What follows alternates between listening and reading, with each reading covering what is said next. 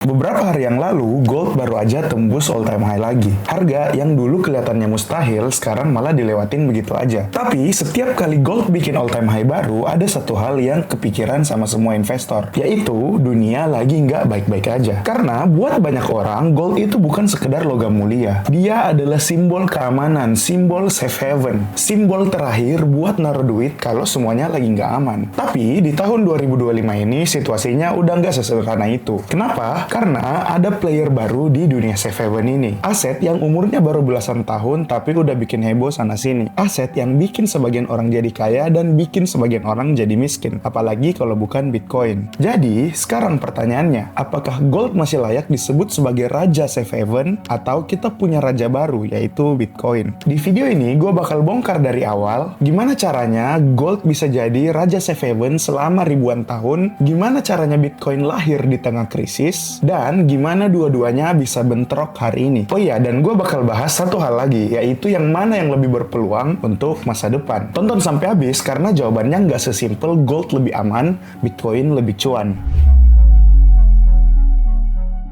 Kalau kita ngomongin safe haven, nggak ada yang bisa ngalahin gold dari sisi sejarah. Dari zaman kerajaan kuno, gold itu udah jadi simbol kekuasaan. Lo bisa lihat, gold dipakai di mahkota, perhiasan, mas kawin, bahkan alat buat bayar tentara. Tapi pertanyaannya, kenapa posisi gold bisa begitu kuat dari dulu? Kenapa nggak aset yang lain? Silver, copper, atau apapun itu? Alasannya ada 3. Yang pertama itu tangible. Gold itu bisa disentuh, bisa ditimbang, bisa dilihat. Beda sama uang kertas yang nilainya cuma kepercayaan. Gold punya nilai fisik yang nyata. Yang kedua itu supply-nya terbatas. Lo nggak bisa bikin gold dari nol. Butuh tambang, energi, dan waktu. Dan itu yang bikin gold jadi langka. Yang ketiga adalah diterima secara global. Dari Asia, Eropa, sampai Afrika, semua orang kenal gold. Nggak ada perdebatan. Semua sepakat gold itu ada value. Lanjut ke era modern. Posisi gold itu makin kokoh di posisinya. Setelah Perang Dunia Kedua, dunia bikin sistem yang namanya Bretton Woods. Semua mata uang utama bakal di-peg atau diikat ke US dollar, dan US dollar di-peg dan diikat ke gold. Artinya, tiap dolar yang dicetak ada cadangan gold di belakangnya. Tapi, pada tahun 1971, Presiden Nixon di Amerika Serikat mutusin buat ngelepasin yang namanya gold standard. Artinya, US dollar itu dicetak tanpa ada gold di belakangnya. Dan sejak saat itu, nilai mata uang fiat berdiri sendiri. Dan justru disinilah gold makin kuat jadi safe haven. Karena begitu orang sadar kalau uang kertas itu bisa dicetak tanpa batas, gold jadi makin dipercaya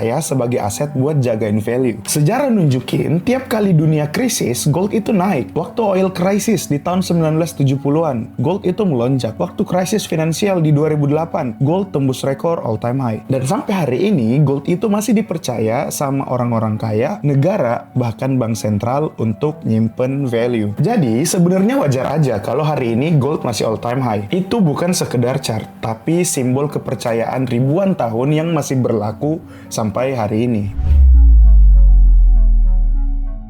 Lalu, di tahun 2009, sejarah baru mulai terbentuk. Setelah dunia digoncang sama global financial crisis di 2008, kepercayaan ke bank dan sistem finansial mulai jatuh. Tiba-tiba muncul white paper dari nama yang misterius, yaitu Satoshi Nakamoto. Dia ngenalin konsep baru, Bitcoin, uang digital yang nggak dikontrol bank sentral, supply-nya terbatas cuma 21 juta, dan semua transaksinya transparan, ada di blockchain. Awalnya, banyak yang ngetawain, apa sih ada digital gold kayak gini? Tapi pelan-pelan Bitcoin nunjukin taringnya. Bedanya sama gold butuh berangkas, pengiriman antar negara yang ribet, butuh biaya tinggi. Sedangkan Bitcoin, lo bisa kirim miliaran rupiah dalam hitungan menit tanpa perlu izin dari bank manapun. Itulah kenapa orang-orang mulai nyebut kalau Bitcoin itu adalah emas digital. Sama-sama punya jumlah yang terbatas, sama-sama bisa jadi hedge, tapi jauh lebih fleksibel. Dan walaupun usianya baru belasan tahun, Bitcoin itu udah ngalamin ujian yang berat. Di tahun 2013,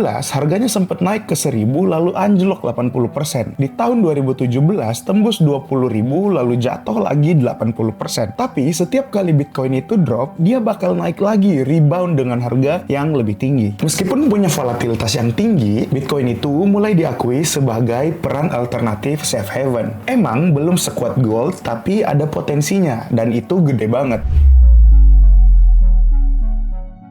Sekarang coba kita bandingin secara head to head, gold versus Bitcoin. Gue mulai dari gold. Gold itu punya stabilitas yang tinggi. Udah terbukti selama ribuan tahun. Dipercaya negara, bank sentral, dan juga investor. Tapi bisa dibilang growth-nya itu lambat. Dari ratusan dolar di tahun 1980-an, sampai hari ini masih ada di 3.000-an. Sedangkan coba kita bandingin dengan Bitcoin. Usianya baru belasan tahun. Return-nya jauh lebih gede dibanding gold. Dari beberapa sen naik ke ratusan ribu dolar. Tapi resikonya juga gede banget. Setiap bull market biasanya diikuti bear market dengan penurunan 70-80%. Analogi gampangnya, gold itu SUV gede, stabil, aman, bisa dipakai di semua medan. Sedangkan Bitcoin itu kayak motor sport. Emang kenceng, bisa bikin lo tiba-tiba nyampe tujuan. Tapi sekali gerakan yang salah, lo bisa jatuh dan kecelakaan gede. Dan inilah clash utamanya. Gold itu slow but steady, sedangkan Bitcoin itu fast but risky. Jadi sekarang pilihannya balik ke lo. Lo lebih pilih stabilitas atau lebih suka ngambil resiko? Lo lebih pilih tidur nyenyak atau lebih pilih jantung yang dak-dikduk? Karena sebenarnya dua-duanya nggak ada yang salah. Itu semua tergantung profil resiko lo.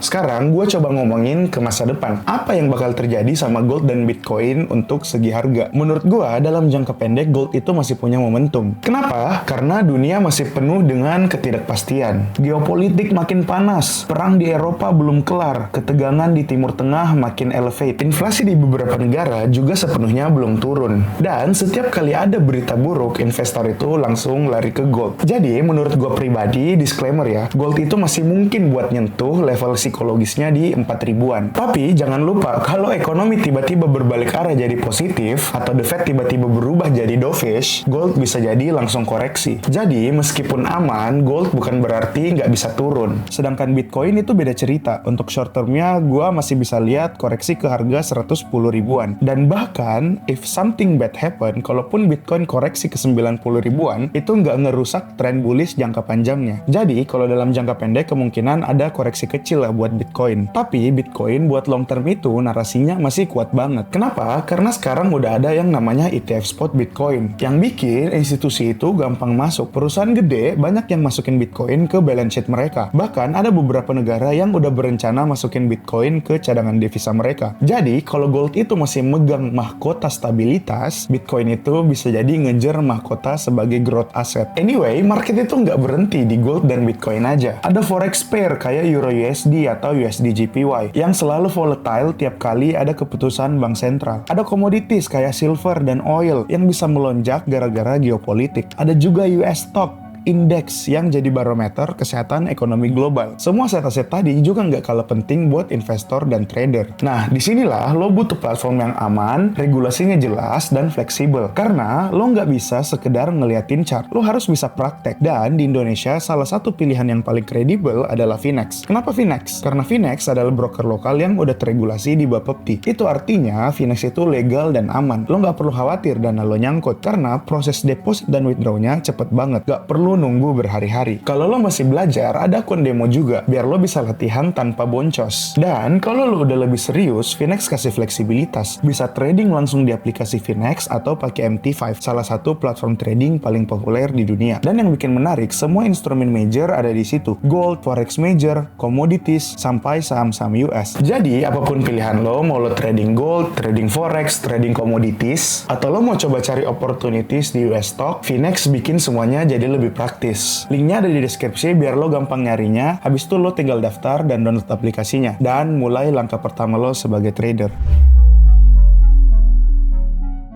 Oke, lanjut. Sekarang gue coba breakdown data historis dari gold dan Bitcoin biar lo makin kebayang. Tahun 1971, setelah US keluar dari gold standard, harganya cuman puluhan dolar per ounce. Tahun 1980-an, harganya melonjak ke 850-an gara-gara krisis minyak. Lalu turun dan stagnan di ratusan dolar hampir 2 dekade. Baru di tahun 2000-an, gold mulai naik signifikan sampai tembus 2000-an. Dan sampai hari ini, gold udah nyentuh harga 3000-an. Jadi, dalam 50 tahun, gold itu udah naik puluhan kali lipat, tapi butuh waktu yang panjang. Drawdown besarnya pun jarang banget, paling cuma 10-20%. Sedangkan Bitcoin tahun 2010 harganya cuma beberapa sen. Tahun 2013 tembus $1.000, lalu jatuh lagi 80%. Di tahun 2017 tembus 20.000, lalu jatuh lagi 80%. Di tahun 2021 tembus 69.000, lalu drop ke 16.000. Di tahun 2025 udah lebih dari 100.000, bahkan sempat all time high di 124.000. Jadi kesimpulan dari track recordnya, gold itu bisa disimpulin lebih aman tapi lebih lambat. Sedangkan Bitcoin lebih eksplosif dan lebih volatile. Dari data ini jelas gold itu cocoknya buat orang yang suka jaga nilai. Sedangkan Bitcoin cocoknya buat orang yang ngejar growth dengan cepat tapi dengan resiko yang lebih tinggi. Selanjutnya, disinilah muncul dilema besar untuk investor. Investor konservatif bakal bilang, gue lebih suka gold, gue pengen tidur nyenyak, nggak peduli growth lambat, yang penting aman. Sedangkan investor muda biasanya jawabnya, justru volatilitas itu adalah peluang. Kalau bisa dapat return ribuan persen dalam waktu 1 dekade, kenapa enggak? Clash ini bukan cuma soal aset, tapi juga soal mindset. Tapi banyak juga investor yang justru malah milih jalan tengah, yaitu diversifikasi. Dia punya gold buat safe haven, tapi punya Bitcoin juga buat ngejar growth-nya. Ibaratnya, gold itu fondasi keuangannya, Bitcoin itu akseleratornya. Yang satu bikin lo jadi aman, dan yang satu bikin lo bisa bertumbuh lebih cepat. Dan menurut gua, inilah solusi yang paling realistis. Karena dunia finansial itu nggak cuma hitam putih. Diversifikasi itu selalu jadi kunci balance buat bikin keamanan dan juga pertumbuhan.